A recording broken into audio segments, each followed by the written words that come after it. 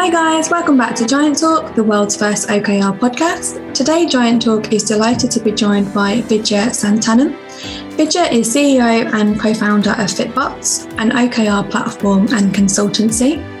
Having spent many years in leadership and performance roles, Vidya realised that industry practices, which are of great significance to business outcomes, are not creating the much needed impact, and hence created Fitbots with co-founder Kashi.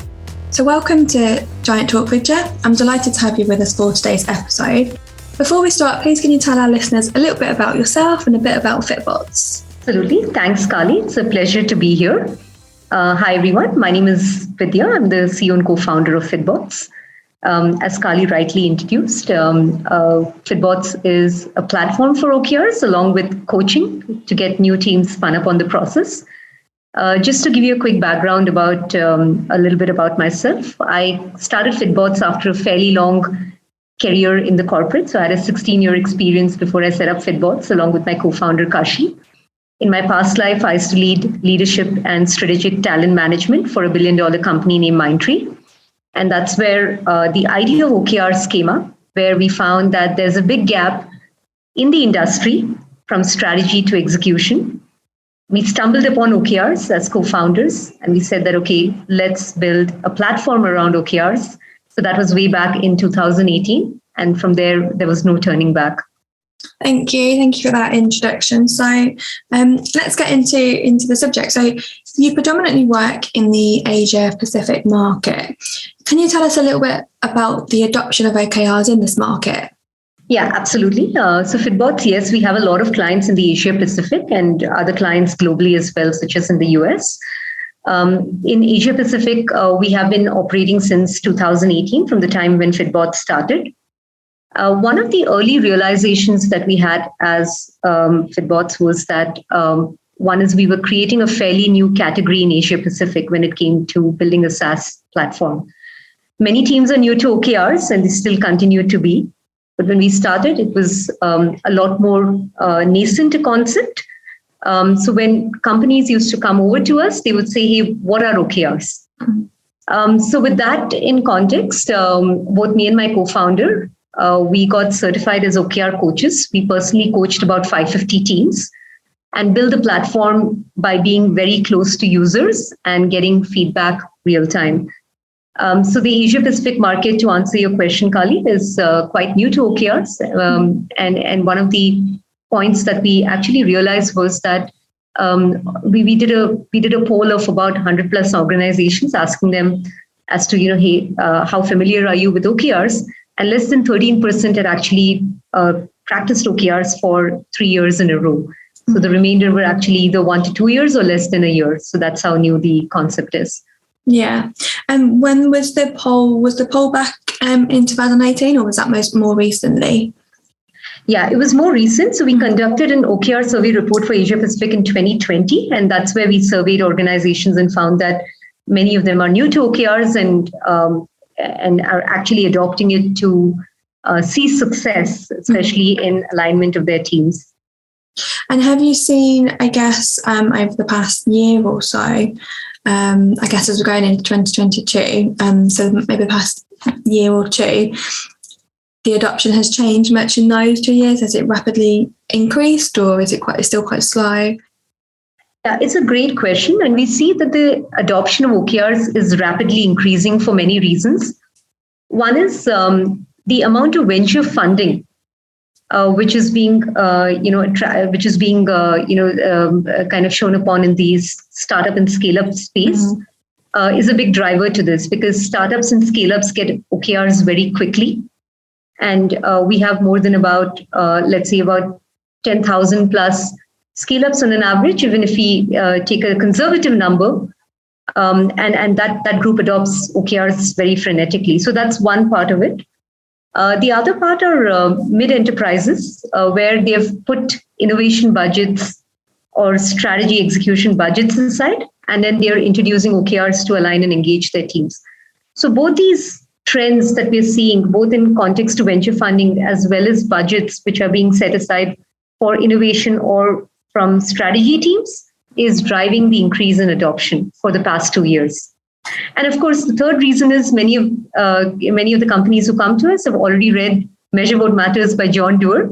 So that's 90% of CXOs who reach out to Fitbots have read the book and hence, reach out for OKRs.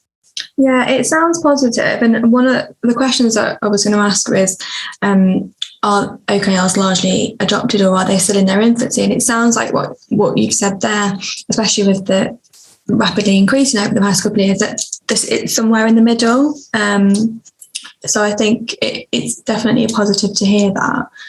I guess another question is, so while it's a noted fact that OKRs originated in and are more popular in the IT tech industry, more so with upcoming startups in this field, as you've touched on there, have you seen interest in other industries too? And if so, what kind of industries have you seen more interest in?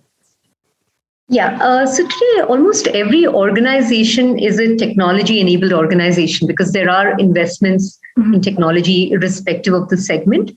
Having said that, apart from technology companies, which are pretty heavy on product and engineering teams, we also see an increase in adoption from healthcare, professional services, and FMCG. So these sectors have started reaching out to us, and we see that the demand's increasing in these segments as well. And of course, they have their internal IT teams who come aboard on OKRs. But having said that, their business is still in the specific segments that we just spoke about. Yeah. And have you seen that I guess in, say, healthcare, for example, or FMCG, the reasons for adoption OKRs are different to previous industries maybe that we spoke about? Yeah, so in some of these segments, they're looking at OKRs for faster turnaround times. So especially post-COVID, many of these companies had to pivot in terms of their product lines and get their products faster to market in less than probably about 15 days sometimes. And in order to get different teams together, they put OKRs in place. So that was one big driver. The second important driver is on improving internal efficiency. So if you look at OKRs, so sometimes we get asked this question: "Hey, isn't it only? Don't I only need to hit my revenue metrics?" Mm-hmm. But as OKR practitioners, we know that revenue is a lag indicator. But there are many other elements of the business, right, from process to people to customers, that you would need to address before you meet your financial lag indicators. So OKRs are being adopted to actually put a lot of internal efficiencies in place and get cross-functional teams together. So we notice these two as important drivers. And the third is, of course, in terms of strategies for acquisition of new markets, that became a third driver for some of these segments. Yeah, it's interesting. And I think when we previously spoke before the podcast, we spoke about the healthcare and COVID, and I think you mentioned hand sanitizers as an example of, having to quickly get this product to market and that fast turnaround time, which obviously OKRs have helped with. What would you say are the cultural differences in the adoption of OKRs in the Asia Pacific region? Yeah, our experience with coaching is that it precedes the software. Also because it's a fairly new category, and OKRs as a framework is very new to many teams, despite the fact that CXOs get it, and they probably 90% of them would have read Measure What Matters, but teams are very new to OKRs. So one of the important differentiators in coaching in this geo is how do we work with teams who are actually executing strategy than only the leadership team. So that's one key difference that we find. The second one is when we do coach teams, one of the top of mind questions which come is, hey, how do I select the right key result? More than the objective, how do I select the right key result? Because I frame my objective, but I don't know which metrics are really going to move the needle. Mm-hmm. So coaches who coach in this geo have to really have a keen attention to how do we really help them select the right key results, the ones which are going to move the needle. Mm-hmm. The third is, in fact, more from a cultural perspective. Sometimes we do find, and this is not across segments, but specific segments where you find that there is a multilingual team which is working together. Coaches who have understanding of the local culture as well as are bilingual or multilingual in languages also tend to connect better with teams and with the problem statements. But that's for a very small segment. But I would say the first and the second point on coaching are the two important differentiators in coaching in Asia Pacific. Yeah, that's really interesting. Well, what would you say are the top motivators that you see from companies that you work with choosing to adopt OKRs? We've touched on a couple previously, but I guess the top ones there that you see. Yeah, so the top one is clearly on alignment. And while OKRs itself is like a silo buster, or it gets different teams together as a framework, the topmost reason why CXOs approach us is, I have this company which is growing. I'm not able to have a personal connect with my next level teams or teams below. And I need OKRs to connect and align everybody. So that's the topmost reason. The second important reason why OKRs are adopted is what got us here would not necessarily take us to the next level, which means we need to make some real orbit raising moves to say that, okay, if I've executed my strategy till now, if I need to double or triple in the next year or so, then I use OKRs as a means of driving that frenetic growth. So that's another reason. Mm-hmm. And the third reason would be pivots, because and this happened, of course, right after COVID, where CXOs came to us for pivots. But I would think alignment and making a fastidious leap on growth are two of the biggest reasons why leadership teams come to us. Mm-hmm. Yeah, definitely. I think I kind of expected alignment. It's something that you hear so much for people. Their main reason why they've chosen to adopt OKRs. Are there any sort of questions that you get asked by your clients that when it comes to OKRs, that you get asked, I guess, quite often, a recurring question that you get from different clients? Yeah. So in the region, what we do find is many of them are transitioning from traditional performance management to OKRs. So the first question is, hey, what are OKRs and how are they different? Mm-hmm. And what's OKRs going to do to my company, which we have not done so in the past? Yeah. So to get over the initial skepticism, so that's where the first question comes up. The second interesting one which comes up to us is, we've been practicing balanced scorecards, and how are OKRs different from balanced scorecards? And the third one where, we get asked a lot is, hey, what do I do with my performance review process? And should we tight link OKRs, or if we soft link OKRs, then what happens to metrics which people have moved? How do they get measured for it? So these are the top three questions or objections that we get, especially when it comes to new companies adopting OKRs who have never done it in the past. Yeah, I think that's really interesting, especially the skepticism point.